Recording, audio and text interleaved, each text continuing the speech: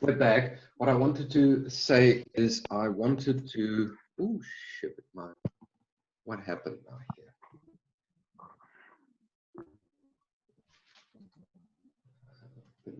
There we go. I wanted to show you by building my little molecule of my sweet helium, but it's too hot.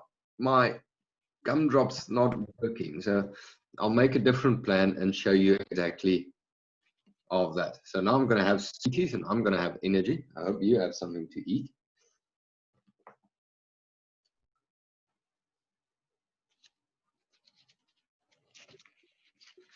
Right.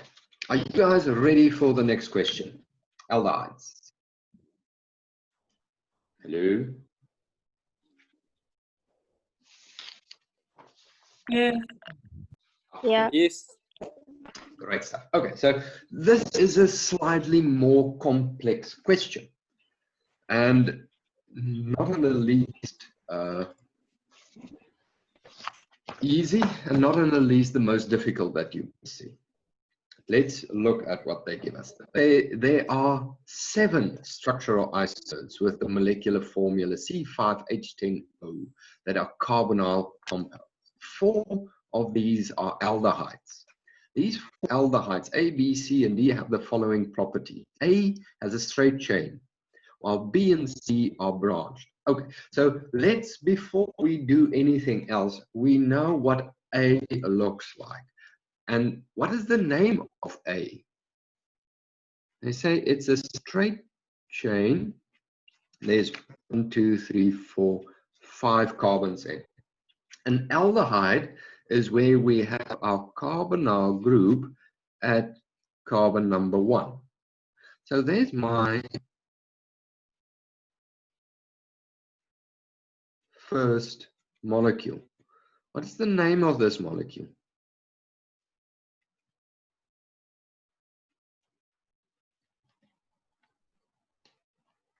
Is it no, pental? Right, so it ends with al, you're right, but it's penta or pentan al. So that the N is still part of the name. So pentan al, and the AL referring to an aldehyde. We don't have to give the number because it's always on carbon number 1.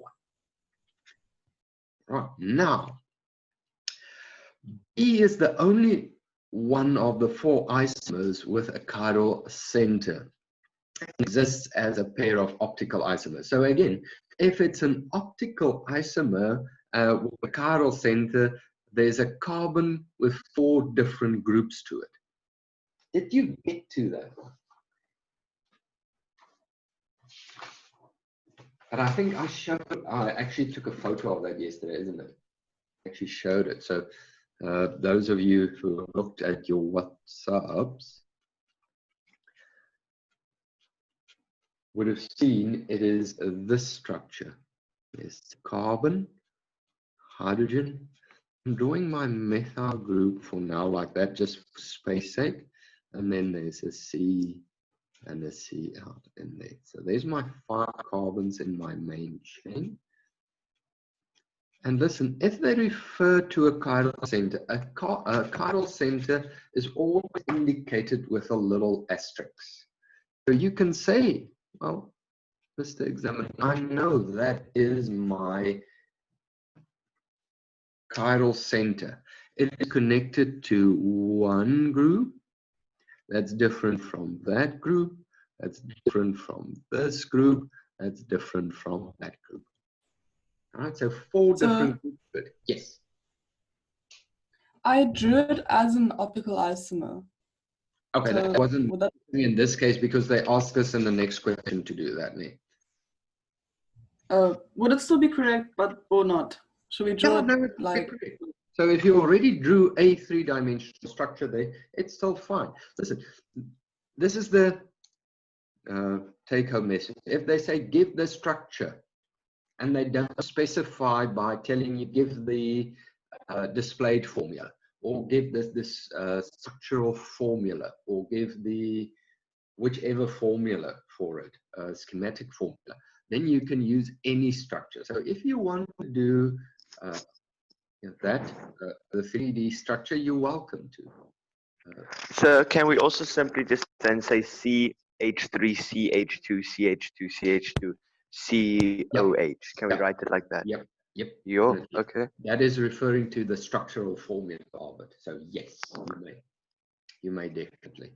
And you'll find that as we work through different questions, they ask sometimes very specifically to give the structural formula. And if you then do something different, they will penalize you. I will say bastards, but not on air. Right, number C says, and this is what threw off Ashton yesterday. Say, aldehyde C has 2 methyl groups in its structure, and D has 3. Now, and it's just the way that you perceive it, the way that you see it. Because if you see it and name it, it's 2 different things. So I'm going to do D with the 3 methyl groups, and then you'll just see again. So I've got my carbon with my methyl group in there, and my hydrogen, my carbon. And that carbon is then attached to 3 groups with a CH3, a CH3, and a CH3. So they look like methyl groups, and 2 of them are methyl groups, but that C is actually part of my longest chain. So if you do a structural formula, and this is why they gave it away like this. If you do a structural formula, it's going to be CH3 3 times connected to a C and then a HO, sorry. And that's the universal signature for an aldehyde at the end of a structural formula. Sorry, you couldn't see that. Damn it. This. So CH3, 3 of them. C and a CHO. So that gives away that it's an aldehyde. And then that's how they got to say to you, listen, there's actually 3 methyl groups on it, because it's the way that you write it that you see it. All right, let's name this molecule quickly, just for the sake of naming. How many carbons in the longest chain? 1, 2, 3. So it's propanol. There's 2 methyl groups on carbon number 2. So it's going to be 2,2-dimethyl propanol. If we want to name the top one, what about the third one, the one on the left? This one. What about that methyl group? No, at D. You only said, yeah. So what about that, the one on the left? And this is what I just said. That is part of your longest chain. So you only see it when you draw it. It might look in this formula like a methyl group, but it's not. It's part of your longest chain. So when you name it, you need to keep to the IUPAC rules that says name the longest chain as a parent that contain the functional group, and then add your side chains to it. So it's only, and this is the only way that they could actually lead you to the different structural isomers, right? So they actually help you. The question could have been really tough and say, draw all 7 structural isomers, and that would have been really bad. But, and it's actually not bad. I'll show you later on what the others are. Let's get back to, okay, let's just name this one quickly. 1, 2, 3, 4 in there. So it's butanol with a 2-methyl. So 2-methyl butanol. For C, let's draw C. C has 2 methyl groups on. How on earth is that going to look like? Well, let's start with my carbon. There's my carbon. And I have a carbon in there. That's the only other way that one can draw it. Hydrogen, hydrogen, hydrogen. Let's draw in the two methyl groups. Again, it's only the way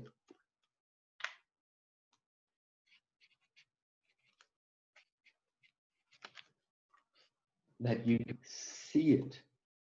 This is going to be still the longest chain. Then 1, 2, 3, 4 carbons in there. So again, butanol, but this time my methyl group is on 1, 2, 3. So it's going to be 3 methyl butanol. So how would we do the structural formula for it? Yes. Why is it not 1-methyl butanol? Because my aldehyde is always on carbon number 1. Must take preference. Okay. Okay. So if you do it the other way around, okay, I understand. Okay, thank you. All right, so let's just go through the structural formula for this, and I'm working it from that side. CHO, that shows it's an aldehyde. Then there's a CH2 in there, and then there is a CH with my CH3 methyl group. So that's how your structural formula would have looked like. And that's how they got to 2 methyl groups. Those 2 methyl groups, or 2 CH groups, CH3 groups. So methyl is just referring to the CH3 that's attached to that carbon, number 3. Right? So a challenging question, because it's the first time that you guys see this. So isn't it di as well? Dimethyl? No, it's not. Look at it, because this is part of your longest chain. That one methyl over there is part of your longest chain. So it's only this one that's actually then a side chain. So it's the way that you see it. Right, let's move on to my next question. We're on our last page. Sorry if I'm keeping you from other classes. I am recording if you need to go, but let's see. Right, now, Jan, now they want you to draw the optical isomer of structure B. And let's do it. We can do this. So, starting off at the one side, just coming back to this. So, how does it look like? Well, there's my carbon. It's got the aldehyde functional group. It's a methyl group. It's a hydrogen. It's an ethyl group. Again, you see, I'm referring to this as an ethyl when I, with a reference to this carbon, because it's C2H5. It's just the way that we refer to something to make it more, well, easier to refer to. Okay, let's draw. There's my chiral center. I know I have 1, 2 bonds. I have 1 coming out, and I have 1 to the back. So there's my 4 groups. Let's write in what we have. Let's do the other side as well. So then it's going to be easier. Right, coming out, and is my. So what do we want? Well, it doesn't really matter, but again, the way that we indicate a aldehyde in structural formula is like that. Again, you can say this as well. There's nothing wrong. So it's 2 ways. Try and keep it the same, whichever one you decide on, and keep it that way. Okay? Don't do what I did now. This is only to show you. Yes. I'm going to say COH instead of CHO. Does it matter? Yes, it does. And this is the reason why. And I'm not going to do it on this page. I actually should do it. If you say COH, what does that refer to? hydroxide group, right? An alcohol. So that's a no-no. So be careful. This way around is an aldehyde. That's an alcohol. So if we draw the mirror image, do we write OHC or CHO? You keep CHO. So in this case, you would write a CHO. Although it looks weird, that's how it's going to look like. Yeah, so I meant, okay, so the other side must look like that. Yeah. Righty-ho, what do we left? We've got an ethyl group. I'm going to say C2H5 and a C2H5 in there. And we have still the hydrogen left. And then my optical isomer is left. You see how I fill it in? Because then I know this is not superimposable. Right? I know it's not superimposable. Sir, how do you know which molecule goes on to which bond thing there? It is your choice. You can move it. Remember, there's still rotation around this whole carbon. So that can happen, but never will it be superimposable. And that's why I wanted my sweetie experiment to show that to you. But I will present a class on that. So you could have, instead of your methyl group over there, you could have your aldehyde group. But make sure then to the dotted line would be the other aldehyde group. Yes, there's a sir coming through somewhere.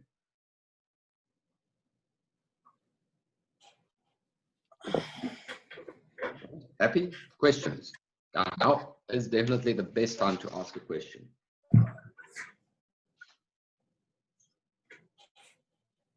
So why is organic chemistry so difficult? Oh, no, it's not. It's lovely. You'll learn to love it. I don't know. For me, this is the nicest part of any bit of chemistry. Because you can actually study it as well. Eh? Okay, so let's quickly look at the last question, guys. This question is about C4H8O2. Right. They say the structural formula of a pair of chain isomers with that formula that are carboxylic acids. So what on earth can we draw? Can we draw? Let's draw the simplest one first. So there's 4 carbons, 1, 2, 3, 4. Carboxylic acid, do you agree, looks like that? Yes? Let's fill in our hydrogens. What's the name of that molecule? I know the name isn't required in the question, but what is the name of this molecule? Butanoic acid. Butanoic acid.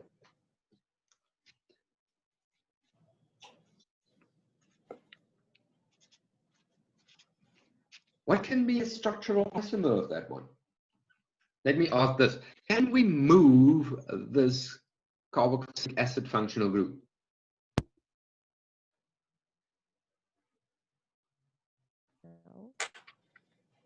How you move it in the middle? There's this part. Yes. No, never. It's always on carbon number 1. The only thing that you can do, Then we can you can't. just move it forward. You can take this. So you are always Branch it. that. So instead of 4 carbons, you're going to have 3 carbons, 2, and you're going to have a CH3 group on it. What is the name of this molecule now? 2-methyl-propanoic acid.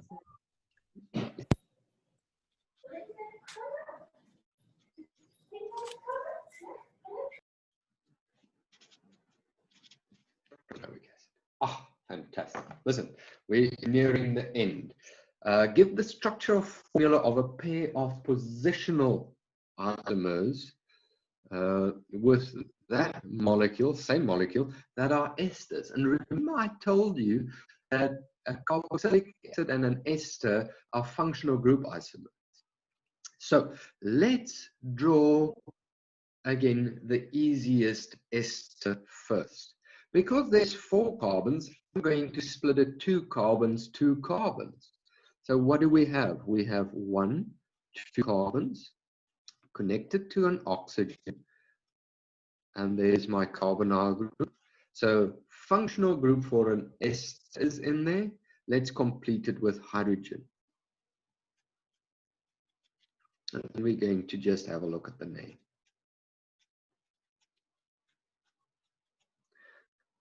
What is the name of this one? Wouldn't that be a steelethanoid? Not oid at the end. Oh, wait, ne? So you're right. This is ethyl, ethan, O8. So ethyl. Sir, can you move your camera down, please? Ah, You can't see anything. there we go. Thank you. Pleasure. This part, the ethyl group. So the part that's connected to your single bond comes from my alcohol, and the part coming with the double bond, your carbonyl group, comes from my carboxylic acid. Right. What could be a possible isomer of this one? Which one do you have? You could either have a methyl propanoate, or you can have a propyl methanoate. So 2 options. I'm going to see if I can draw both in there. So a methyl, oops, there we go. There's a methyl propanoate.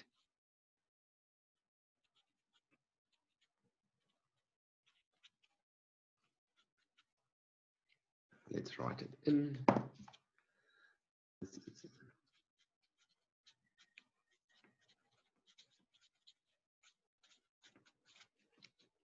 Or we could have a, look at it, 1, 2, 3, single bond oxygen, carbon, carbon double bond in there.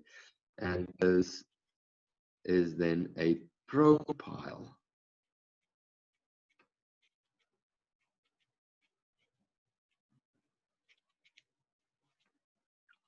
Let's do it in red again.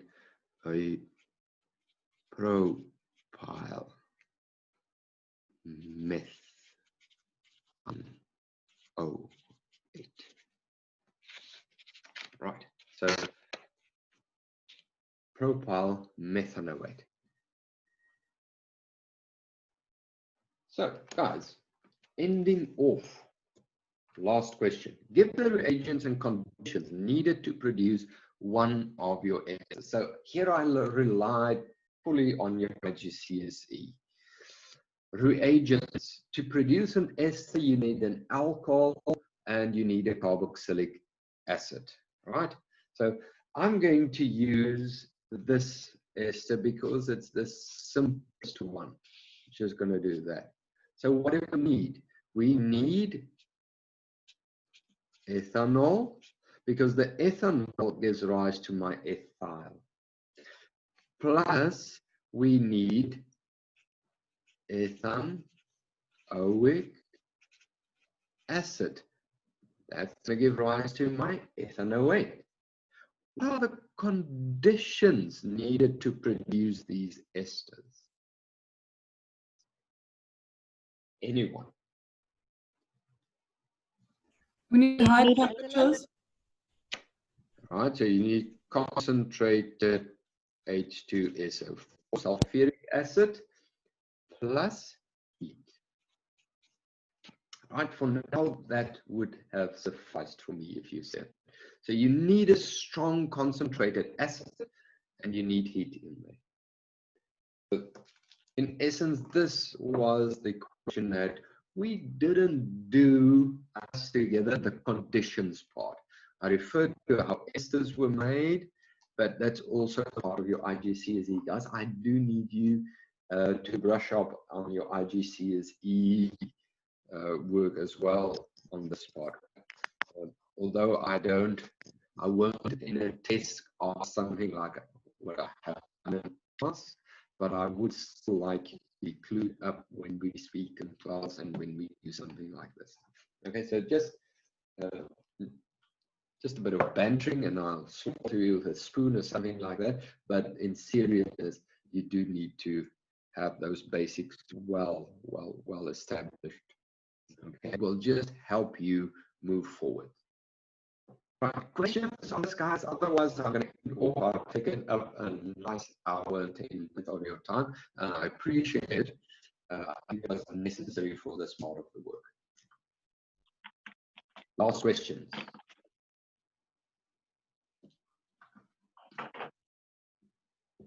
Right.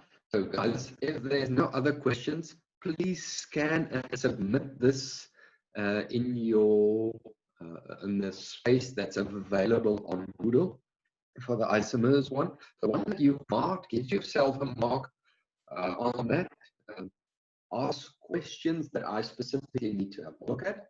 And then I will post the multiple choice question paper for you. There's again about, I think, 14 or 15 questions in. I would like that by tomorrow evening. So I'm going to give you a bit of leniency to work on that instead of making a quiz for tomorrow morning or whatever. Work on it. If you are not finished over the weekend. How much time do we have? And there's no time limit on it, right? So this is what I said. You need to work with it, and Daniel, you will struggle. Don't have some glass bottles with you, copies or pinkies or whatever. Throw it against the wall. Get some frustration out and then move on with it because it is challenging. All right. And then I will. So where are we going to find it? I'm going to, I'll put it on WhatsApp somewhere now, and I will also put it on Moodle for you and have an assignment space for where you can submit that. Right. Sir? Yes. I already submitted my worksheet yesterday. Is that all right? Do you know what? I'm going to just revert it back to a draft for you and then load this one up that's marked for me, please. All right, thank you. Okay, pleasure. I think Nat also did that. I'm going to do that. Right. Okay, thanks, guys. Enjoy the rest of your Thursday. I hope it is peaceful and not too much. You too.